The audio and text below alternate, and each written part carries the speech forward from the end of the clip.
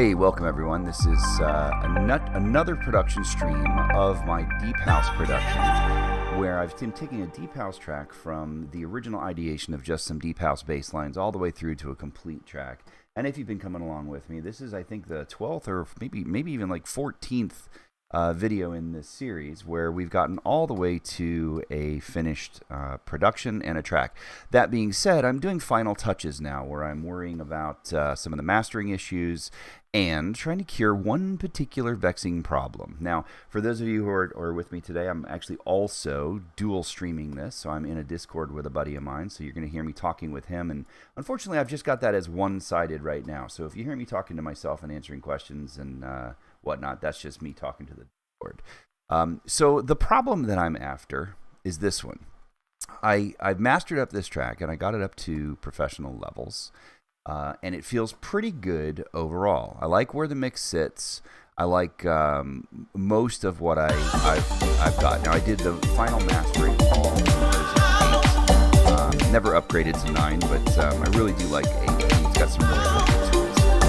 But the particular problem I'm after is this one. Once I've mastered this track, and I've saved it as a WAV file, and then loaded it up to various sources. So, for example, this went up to SoundCloud. The first thing that I noted as soon as I heard it out on SoundCloud are what's commonly referred to as the swirlies. I really hate the swirlies. The swirlies are the really high-end information that is getting modified by the codec when it's getting transferred from a lossless file format like WAV into a loss format like MP3 or AAC. And depending on the bit rate of what that codec has adjusted for, you can really get some audible differences between your original master and what the final product sounds like. Now, one of the cool things in Ozone is that you can narrow this down and really isolate them so that you can hear them. And I want to show you something that I spotted on this. So I'm actually going to put just a traditional spectrum out here on the master channel for a second. Because this, in particular, this track, this was dramatic. And I actually wasn't sure why it was so dramatic, but it was. I'm going to take Ozone off the screen. I'll be futzing with it on a different screen. But right here, this is just a little, I've got a vinyl simulator on here, so this is putting out some very, very low level information here that you can see. I'm going to come into my track. I'm going to take the main theme section right here, and I'm just going to loop this and play this. Now, this is the full spectrum for the track, and you can see somewhere around 16,000, 18,000 it starts to drop off a little bit, but that's kind of a natural drop off up in that range, so that's pretty normal and sounds pretty darn nice in terms of ears. And if you're with me in my last video, I showed off this Clavia mix monitor, which allows you to it allows you to isolate various little sections, and so this is a fantastic way to listen to your final mix and just make sure that everything's balanced in the various ranges. Well, if you look at the super high end up here, you can hear that sounds pretty good. I mean, overall, that's pretty clean. It's pretty consistent, and although that's a pretty natural drop off, remember most people's ears can't hear above 18,000, so if you start to lose a little volume up there in 19 and 20,000, that's not the biggest of deals. So here's the drill, though. When I send this beautifully mastered track up to SoundCloud, it gets encoded at 128. When it gets encoded at 128, watch what happens to the top end of the track. You hit a hard limit because the processing that's happening to the track as it gets converted from WAV over to, in this particular case, MP3, all the same things happening over in AAC as well. You reach a theoretical limit in the math, and it can no longer produce those sounds up at that range. And if we look here, you can see down here in the lower left, you get where the number is, but that's really about 16,000, and most people can still hear at 16,000. And when I heard the track get up on SoundCloud, it really troubled me because in this track in particular, I've got some high-end information up here, and if you listen right now, you can hear it just kind of swirling a little bit. And it's really kind of a phasey sound. Now, for those of you who have never experienced this before, I may have just ruined MP3 for you because you will hear this a lot in a lot of MP3s. Yeah, exactly. You'll now hear the swirlies in MP3s. Now, here's what's really going on at the very top end. When the encoding changes from a WAV file to an MP3 file, there is mathematically information at the top end of the spectrum that the lower bit rate cannot encode. In fact, here, this is a good example. If I show you a 192, you can see that it extends up to like 19, but if I'm coding it at a full 320, you're almost at 20,000 hertz before you really see a drop-off there. All right, so let's come back down here to 128 for a second. You can hear that there's something a little bit odd. And in fact, watch and listen to the difference here. I'm going to turn the codec off.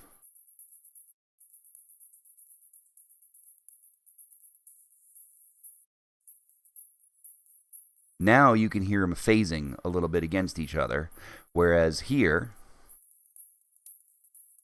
they're nice and crisp, right? So this is what's really happening. When I pop this button, it actually will tell you, it'll play just the difference between the two tracks. So this basically says, take the original track as it was, take it with the codec, and just play the part that's being pulled out. So ironically, this sounds like garbage, but then when you think about the fact that this information is coming out, this is information that was supporting the sound. So listen to this. So that's the information that got pulled out by the codec, which left this. Now, the funny thing is, if I turn the mix monitor off, you can still hear that's all the information that got pulled out of the track mathematically as a result of the codec process, right? And so you can hear that that's really ugly and messy, most of which you don't really hear down in the low end because there's, a lot of busyness there. There's a lot of fullness of other sounds. But up here in the top end of the track, there's not a whole lot to hear. I mean, this is literally just the very top end of your hi-hats and your cymbals, maybe some shimmer from your reverbs. There's not a lot of information up there. So if you screw with that information in the codec, it really becomes noticeable. And in particular, on this track, when I heard the full track, watch your ears here again, I'm bringing the full track. When I heard the whole track, I was really kind of blown away by how many swirlies I had up in the top end. So today's video is going to be about trying to figure out some ways to cure the swirlies. And I'm sure, a lot of folks who have loaded their tracks up to SoundCloud have heard this before. You work all night on getting the banger ready, you get it up there, and then all of a sudden you hear this like phasey, washy sound up at the top end that, is not what it sounded like when you sent your master up there. And sorry for those of you who can hear my big boy whining in the background. He's looking for some attention, right? All right, so my first thought on dealing with that was that there was something I could do in the mix that would change what the codec had to deal with. And so I thought about the hats and the rides, and I added just a little bit of EQ on the very top end. So if I solo these down, first off, you can see I've got a fair amount of low information in these. That's actually pretty funny. I probably am filtering that on the bus track. But up here at the very top end, one thing I could do is bring maybe a little more right around the 14,000, 15,000, just to help add a little more information right at the cutoff point to see if the codec. So this is it without the codec running, and this is it with the codec running. And it's very subtle, but there's just a touch more volume there that's just adding, just a little drib that maybe helps prevent the roll-off, so you can hear the difference with and without.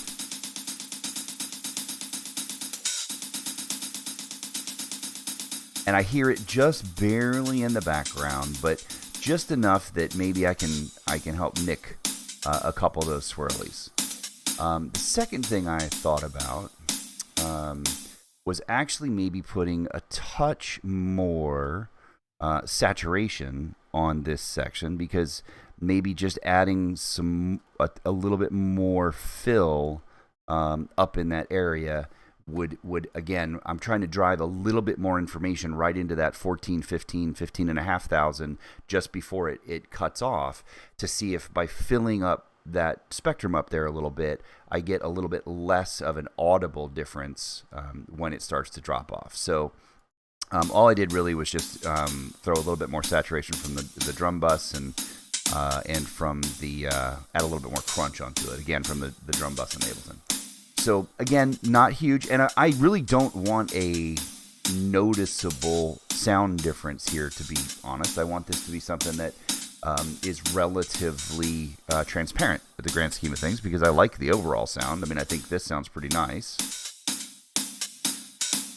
and I'm just trying to prevent this from getting too phasey. Now, something else I also noticed was that my algorithm for the maximizer also helped when I switched up to the modern one. And in particular, this so far may be the greatest change that I've made to help try to prevent these swirlies from coming through.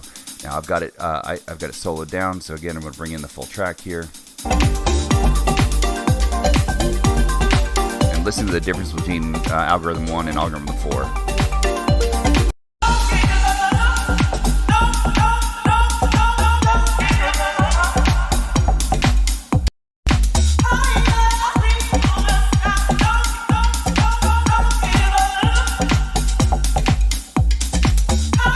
Not a monster difference, but I do think I hear a fair difference between those two.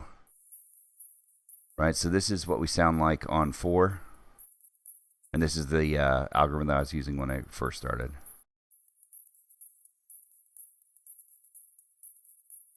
So to my ears,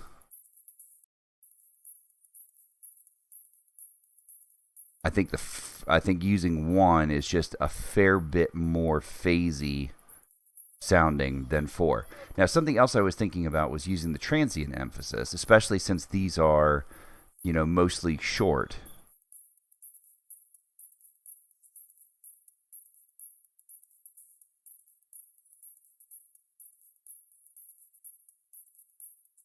And all I'm really doing is looking for a spot to see if I can hear a difference.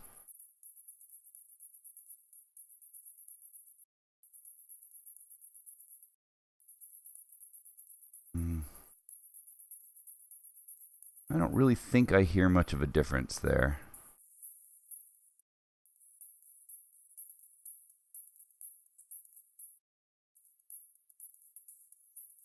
Yeah, interesting. So, my thought there was that since they were high end, maybe by changing the master limiter here to focus on those transients, maybe they can come through. Now, one of the other things I thought about, though, was dither. And I do generally dither my tracks, and dither is really good for dealing with this kind of issue. I don't know if you spent much time thinking about dither before, but what dither does is actually bring in a very low level cross spectrum noise into the bottom of the into the track. That what it ultimately does is help make some of the math smoother for the final production of the track when it's being digitally rendered out. There are several really good YouTube videos out there, and some guys have gone into really great depth about how to deal with dither. But it's really just a process that in the math, in order to render up the final production digitally, you've got various formulas that are grabbing the bit signals as they come through. And what dither does is just introduce a very, very low level floor of noise that ultimately makes some of the math more rounded, and instead of having items that go from 6 to 0 to 9 to 0 to 7 to 0, when you introduce the dither, it'll end up to where it'll go from 5 to 1 to, instead of jumping up to 9, it'll be from 8 to 3, and so it just kind of rounds off some of the sound that you hear. I generally do dither my tracks when I'm when I'm exporting waves at 24. but not always, and I had not dithered this one, so I didn't know if maybe that would help as well. But spent a little, going to just try a few things here with the dither to see if I get any better results on that.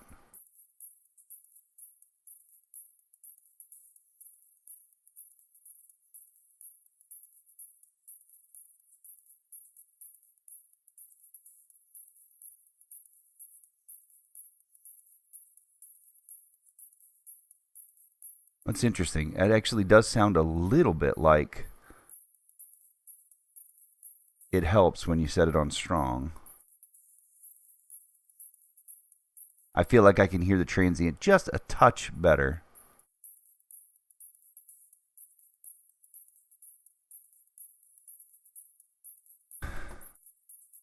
Boy, not a whole lot, but I feel like maybe that's a little. Now, something else that struck me too was that I'm often using the imager in order to spread out the very, very top end of the track. I'm going to bring the full track in here again. And if you listen to the imager here, I'll take the codec off for a second. This is what the imager is doing. If you listen to this version, it's down the middle with some fairly decent stereo spread. I don't think this is too terrible. And all that really happens when I throw the imager on is you just get a little bit more separation, especially up in the hi-hats and in some of the reverb and shimmer. So this is A being the stereo imager.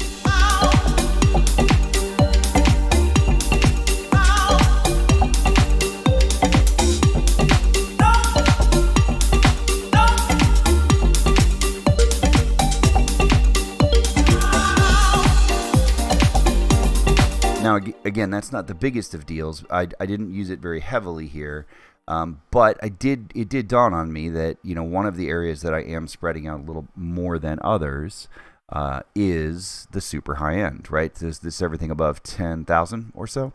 So if we just solo this,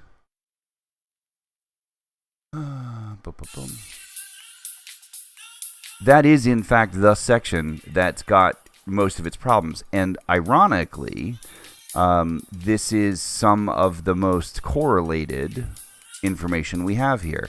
Now, for those that haven't really looked at an imager before, right, if you're at +1, you're basically 100% mono in one phase. If you're at -1, you're at 100% mono the other phase. If you're in 0, then you have information that is both positive and negative, bringing it down to where it's not as mono compatible in that section, meaning when you mono it, sections of the sound are dropping out. You're going to get comb filtering, you're going to get phasing, etc. Ironically, if we look at some of the other sections that the imager is working on, right, I'm getting a fairly, well, that's actually fairly correlated too. That's surprising. Because overall, this track I thought was pretty well balanced. Now, obviously, you can see a lot of that information is the low end, which is coming in very mono. This section, which is coming in fairly well correlated high. I'm surprised this is quite as close to 0 as it is, but probably bring this down a little bit, to tell you the truth. But up here in the top end, I am getting a fair bit of correlation around 0. So honestly, I might benefit a little bit from bringing this down.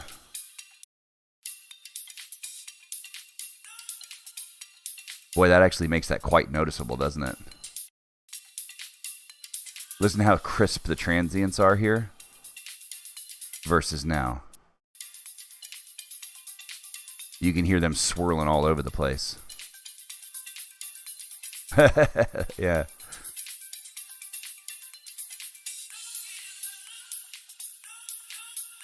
Yeah, this is what, real engineers that get paid big bucks to really go do. This is what they figure out how to solve all the time, is to prevent these kind of problems. My buddy who's in the Discord was actually just pointing out that even in his, regular headphones and whatnot, he can hear that pretty clearly at this point.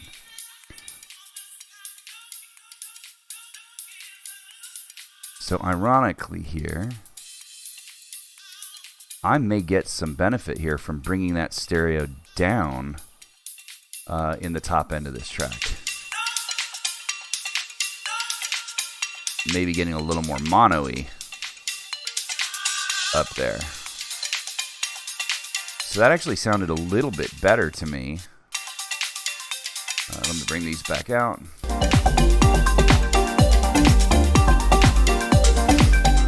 So just comparing it.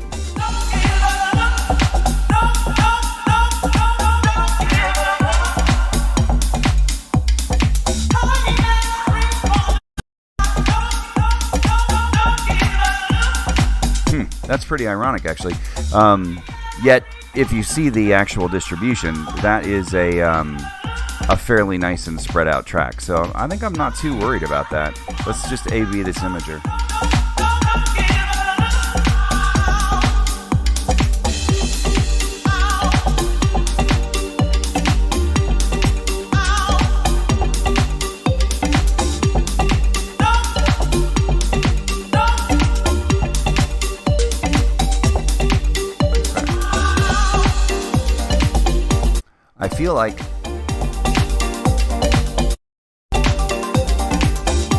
I feel like that actually works a little better when the codec is turned on.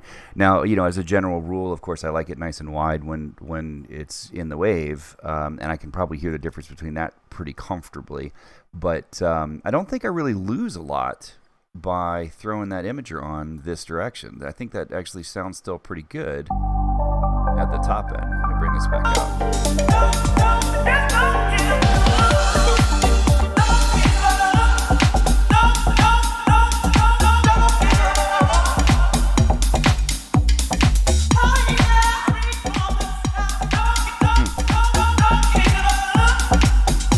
I almost can think I could probably pull that imager out of the chain because I'm not getting a whole lot of benefit from it. Nonetheless, I think that I'll leave it in there because I'm sure I'm getting a little bit here in the midsection, and of course I'm always trying to mono everything in the low end, so I'm letting that work at about 92 and below. So my changes here really were to add a little bit of saturation to the hats. Just at the very top end, throw in a little bit of EQ just to give a little bit more volume, well, not volume, but a little bit more gain to the 15,000-ish range. Then come into Ozone. I changed the mastering preset to 4 from 1 and set it to modern. Found that the transient emphasis didn't really help much. I'm not 100% sure why. I think the Dither seemed to help. I'd actually have to go through and sort of figure that out and understand that, but whatever, it seemed to help the sound a little bit. I'm just following my ears there. And then I think the biggest change came with the imager, because the imager was spreading out the sounds in the mid-highs and the highs, but it was also spreading out those sounds and creating some information that was like mono incompatible. And I think that maybe some of that mono-incompatible stuff is what's getting left in the high end of when the codec is doing its conversion.